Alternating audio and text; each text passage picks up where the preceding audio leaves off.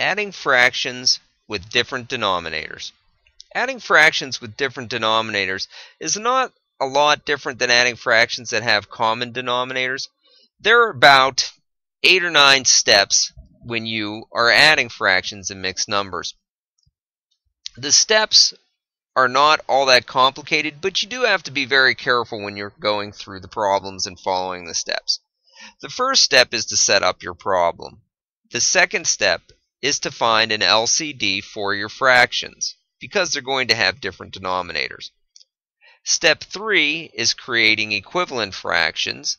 Step 4 is keeping your denominator the same as you add. And step 5 is adding the numerators. Step 6 is creating a new mixed number if you have an improper fraction. Number 7 means you might need to regroup into the whole numbers if you need to. And number 8 is the process of adding the whole numbers. And then the last step you have to take is to simplify your fractions. Now, these look like a lot of steps, but really they're not a lot different than adding common denominators. Really, the only new steps in here would be creating your mixed number, regrouping into your whole numbers, and then adding your whole numbers. So steps 6, 7, 8 are the new steps. Let's take a look at an example problem. 2/5 plus 3/10. Some kids are comfortable figuring out problems horizontally. I recommend that if you have different denominators, you set up your problems vertically. Sometimes that's just easier to work with them. Now you'll notice how I extended the addition all the way out a little bit further than my problem. That's because we're going to create fractions that have a common denominator. Now when I do this, this is step 1. I've set up my problems vertically. Now what I need to do is I need to find a least common denominator. I'll do that by using the multiples of both 5 and 10. The multiples of 5 are 5, 10, 15, and they would go on and on and on and on. The multiples of 10 are 10, 20, 30, and they would go on and on as well. And you can see that our common multiple is 10, and that is our least common multiple. So that's what we're going to use as our LCD. So we can get rid of those and give ourselves some working room now.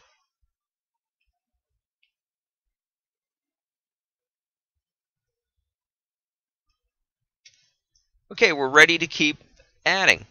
Once you have your LCD in place, you then have to write equivalent fractions. We're lucky because 3/10 will not have to be rewritten as an equivalent fraction. 2/5, however, will have to be rewritten.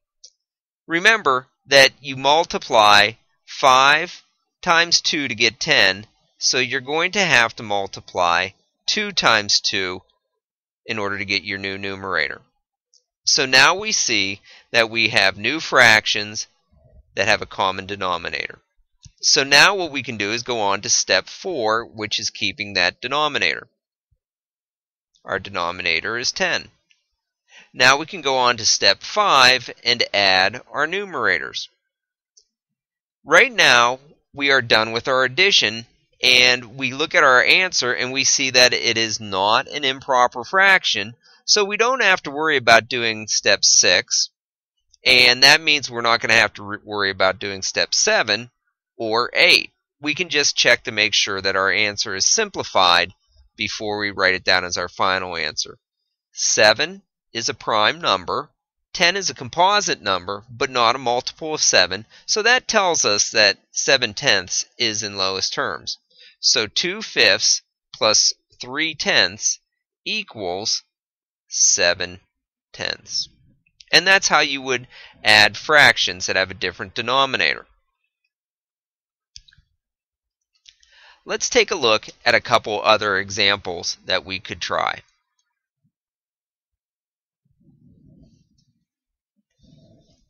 When you look at these fractions, we have 4/6 plus 3/4. So we're going to follow our steps, and what we'll do is we'll set up our fractions vertically again.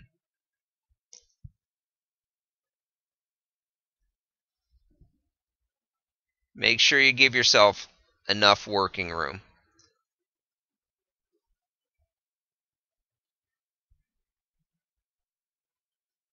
Now, we're going to have to figure out what the least common denominator is. So again, we'll look at the multiples of 6 and the multiples of 4. The first couple multiples are 6, 12, 18, 24, and they would go on and on and on. When you look at the multiples of 4, we have 4, 8, 12, and right now the alarm should go off and you should say, okay, this is our least common multiple. It's 12, so that will become our new least common denominator. We can get rid of our multiples now because we are done with them. It's always nice to have some scratch paper handy to do that type of work on. Now we're going to create equivalent fractions. Step 3. 6 times 2 equals 12. So if we multiply the denominator by 2, we have to multiply the numerator by 2. So now we have the equivalent fraction of 8 twelfths. 4 times 3 equals 12. So we have to multiply 3 by 3, and we get 9 twelfths. We can now go on to step 4, keeping our denominator the same, which would be 12. And then we'll add our numerators. 8 plus 9 is 17. Now, when you look at 17 twelfths, right away you should say to yourself that this is an improper fraction. Now, if you're in 7th grade or 8th grade, you're probably going to want to keep it that way. But in the lower grades, they almost always want you to do step 6, and that is to create a mixed number. Remember, you create a mixed number by doing division. You divide the numerator by the denominator. The denominator goes into 17 one time. Subtract, you have a remainder of 5. Your quotient is your whole number. Your remainder is your numerator. And your denominator will stay the same.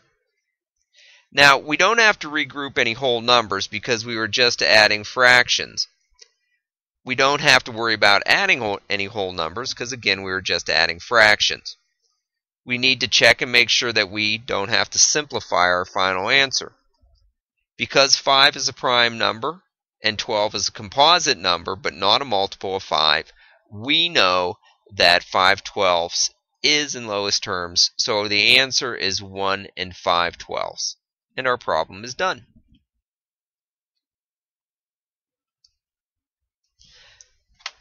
Let's try another example.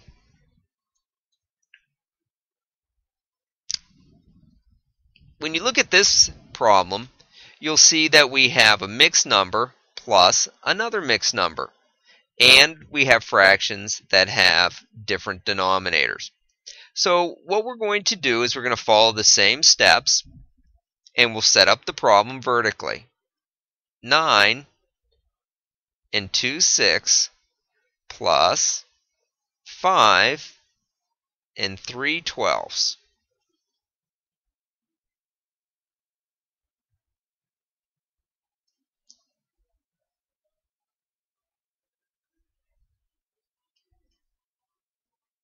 Now, at this point, we know that 12 is a multiple of 6, so that will be our least common multiple, and that will become our LCD. Okay? So we've set up our problem and we've found our LCD. Now we have to make equivalent fractions. 6 times 2 is 12. 2 times 2 would give us 4. So 4 twelfths is equivalent to 2 6. 12 will stay the same, so 3 can stay the same. Now we go on and we keep the denominator and we begin the adding process. 4 plus 3 is 7. and we're good to go. Now we need to see if we need to create a mixed number. In this case, we do not need to create a mixed number because this is not an improper fraction. So that means we don't have to do any regrouping of whole numbers. But we do have whole numbers that we have to add in our original mixed numbers. 9 plus 5 is 14. So our final answer is going to be 14 and 7/12.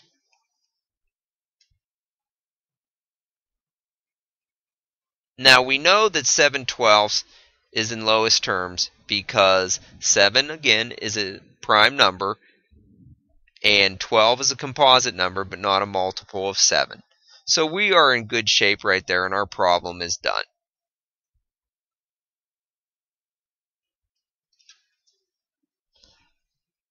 One last example.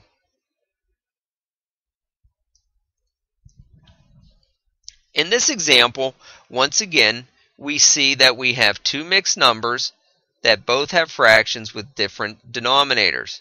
Now, fortunately, we see some compatibility between these two numbers. And as you work with fractions, you will begin to be able to identify the LCD rather quickly. So again, we're going to set up our mixed numbers vertically so we can begin the process of adding them. As you get better with fractions, you'll be able to do a lot of these in your head, especially when you have simple fractions like this. Okay, now we're ready to identify a least common denominator. Well, the least common denominator for 4 and 6, we already know that if we listed out the multiples, it would be 12. So we're going to take and we're going to write 12 here and 12 here. 6 times 2 is 12, so 5 times 2 gives us 10. Now, right about now, you're looking at this and you're thinking, wow, 10 is pretty close to 12. We might end up with a mixed number. 4 times 3 is 12, so 3 times 4, or 3 times 3, will give us 9. 4 times 3 is 12, 3 times 3 is 9. So now we can go on and we can bring down our denominator, which is 12, and we can add our numerators, which is 19. In this case, we have an improper fraction, which means we're going to create a mixed number. So 19/12 is actually going to be a mixed number. And again, you can do that through division, dividing 19 by 12. 12 will go into 19 one time. When you subtract, you have a remainder of 7. So this becomes the mixed number of 1 and 7/12. At this point, we do have to regroup the whole number if needed. So we're going to take this 1 and we're going to regroup it over into here. Okay, so we can actually get rid of that if we wanted.